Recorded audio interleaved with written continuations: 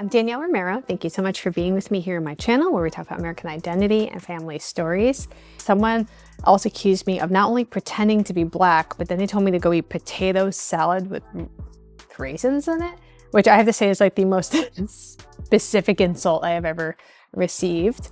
And you might think these are just random mean comments. They happen on YouTube, but actually they're not. They're not. They're doing something really specific. And once you see the pattern, you will start noticing it everywhere. So I want to show you these comments. And listen, I've been doing this for 3 years. I know that the mean comments aren't new. Don't feed the trolls. You put yourself out there, people are going to take shots at you. I'm good with that. That's how it works. But I want to talk about these two comments. So I want to talk about the historian one first, then we're going to talk about the potato salad with raisins. Super weird one. But if you aren't with me on Patreon, come on over. I would love to see you there. We can direct message. It's sometimes when you comment, I try to stay up on the comments, but things can get lost. So come on over. It's patreon.com/NYTN, or you could send me a coffee by clicking the link below. So the first comment, he says, "You are a historian, laughing cry face." And so I just respond like, yeah, a historian by trade. Like I got my undergrad in history. I have my master's in education.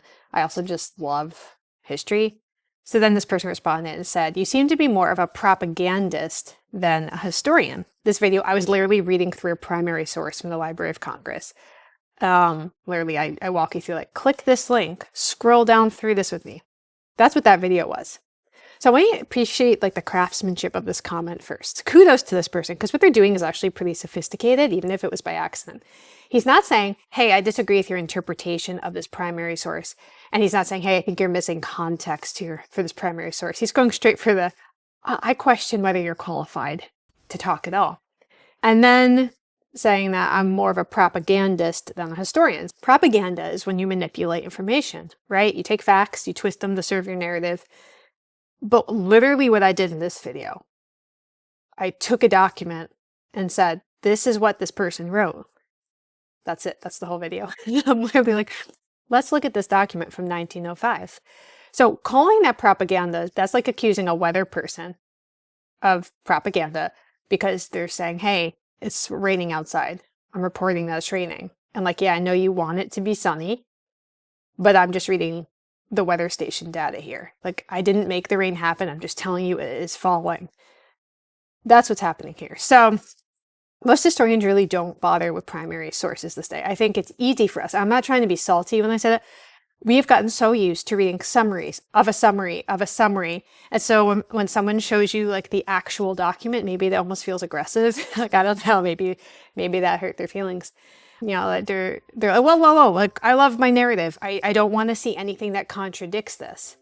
But I think this kind of goes into what is so exciting and scary and dangerous, honestly, about studying history. Because when you see a piece of history, a primary source that does not fit your schema, your brain freaks out, right? This is the cognitive dissonance. We're like, okay, this doesn't fit with what I believe. So either what I believe is wrong or this document is. Then the brain's like, well, what do I do? I guess there's something wrong with the person showing me the evidence. That's what it is. Yeah, they're not even a real historian. Laughing emoji. And that keeps your framework intact. You have no discomfort. It's kind of like an elegant way, I guess, to lie to yourself, right?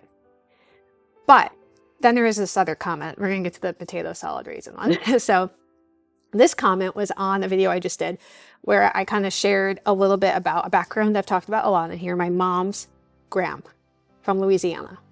We didn't know her history. And both her parents were censused as Black. She was censused as a million things, but mulatto most of the time, and just kind of talking about that. And so this person decided that I was trying to be Black. So I'm going to read their comments to you. So she said, and there's a thing that I really don't like. I do not like when people spell white with a Y. It's like, listen, you can have a disdain for a group of people, and I think that's wrong, but like, it just looks ignorant to do that. I really don't like that. But anyway, this person said, so you were passing for white, now you're Black. Get off the internet with all this babbling. You know, go be white, honey. He said, this is typical white behavior to gain sympathy and acceptance. Go eat some potato salad with raisins, Miss Daisy. And then went on to call me a Karen to go get a big helping of mayo, which I have never eaten, and I will never eat. Okay, so let's chat with this. So potato salad with raisins. Honestly, this is the most offensive part. I need everyone to understand how much I've been thinking about this person's insult. Who puts raisins in a potato salad? What potluck traumatized this woman? I have so many questions for this woman. Also, I cannot stress this enough. I don't eat potato salad. I've never eaten it with raisins. That's not a thing I should do. That's nothing anyone should do. And in fact, I think that should be a crime. I'm just going to say that. So, who hurt this person with their potato salad? What happened at their family reunion? I need the backstory because this is like such a specific culinary trauma. And so someone please tell me what's going on here. And then the mayo, right? The insults are escalating. We're going through the condiment aisle here. But here's what's happening with this, okay? Both sets of her comments are doing the same thing. She doesn't like what I'm saying. The documents exist about my family. I look like this, and also it's winter, so I extra look like this. And yet I have this mixed ancestry. The evidence is there, but because it doesn't fit what is comfortable, it's going at attacking me, right? So the first guy was like, you're not a historian, you're selling propaganda. Second person, you're pretending to be black. No, wait, you're a needy white woman. No, wait, and it's just kind of nonsense attacks. But either way, you see two people that have built a narrative that means they don't actually have to engage with the content that I'm putting out there. And I see a lot of that. You know, I'm sure you do too, out in the wild west of the internet comments.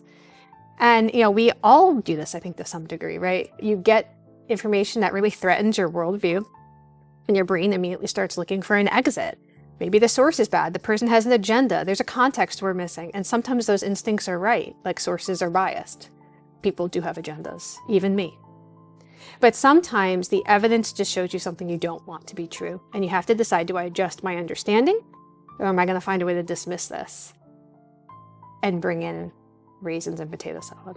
And obviously what's true is complicated, right? I understand that. Some of what we learned in school was incomplete. That's why I'm doing this channel. Some of it was overly simplified. Some of it was shaped by just who got to tell the story.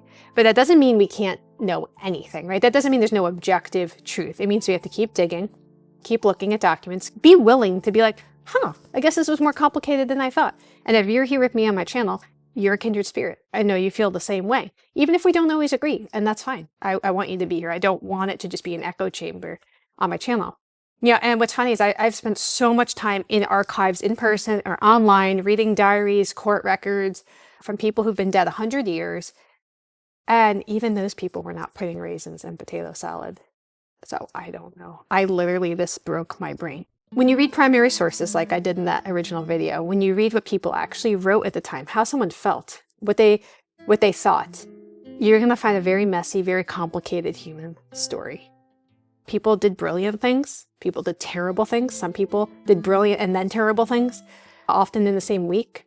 People were ahead of their times in some ways, and they're like so completely backwards in others. People wrote beautiful letters about freedom, but then they still had slaves.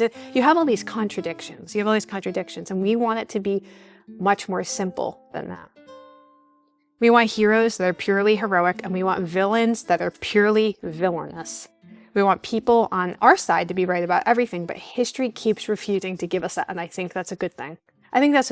I'm just whoever they need me to be in the moment to protect their framework of how they see the world, how they see our history, how they see our story. And the thing is, that strategy does work for a little while. You get to keep your comfortable narrative, dismiss evidence without examining it, feel like you won the argument, but that only works if you're okay with never learning anything new. If you're okay with your knowledge and understanding of history staying exactly where it is right at this moment, and you're like, don't give me any more, I'm good. And that's the real question, right? Do you want to be comfortable or do you want to be accurate? You can be comfortable. You can decide that any evidence that challenges you is flawed, or like the speaker delivering it is flawed. Attack the people who present the evidence. You can retreat into everything's a lie, so I'm just going to believe what feels good. But you can't be both comfortable and accurate. Not when you're dealing with history that's complicated and painful and doesn't always have a satisfying ending. So I'm going to keep showing documents on here. I'm going to keep reading primary sources. I love the primary sources. I think they're so much fun, but you're not even safe doing that these days. I know some people are going to call me a propagandist for it. Some people are going to make wild assumptions about my identity, and someone's going to suggest I eat, like, I don't know. Honestly, I literally cannot think of anything worse than a potato salad with raisins. I wish I had Googled that before I got on here. I don't know if this girl literally had like her own personal trauma with that, or if this is like a joke I'm missing. I don't know, but that's fine. So for every person who needs to create a story about me to dismiss evidence that I bring, I know there's somebody else out there, hopefully you, who said, huh, I didn't know that. Or, wow, that's more complicated than I thought. And let's keep talking about it. And that second group of people, you're why I'm doing this, because you're willing to sit with me while I sit with complicated truths as an American, as a historian, as someone who's just curious about the world. And I don't really trust what the authority has given me. You're willing to let history challenge you, to accept that people are messy and the past is messier than we thought. And it's okay to acknowledge that. So thank you really for being here. I appreciate that. And as for the rest of y'all, I respect your commitment to condiment-based insults, the creativity, the dedication, but I have still never, ever been eat potato salad with raisins. We'll talk soon.